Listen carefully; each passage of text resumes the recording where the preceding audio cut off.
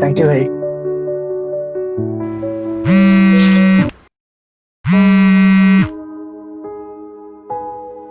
Hello. हाँ बा कुह। चलो। ରାହୁଲ କଣ ହେଲା କିରେ ପୁପୁନ କଣ ବାହାରକୁ ପଳେଇଲା? ଭାଇ ତା ବାପା ଫୋନ କରିছে ବାହାରୁ ଯାଇଛି କଥା ହେବା ନେଇ। ପୁପୁନ କଣ ହେଇଛି କିରେ? ବାପା କଣ ପାଇଁ କଲ୍ କରିଥିଲେ? ନାଇଁ ଭାଇ କିଛି ନାହିଁ। ଆରେ ପୁପୁନ ଶୁଣ ବସ। କଣ ହେଇଛି?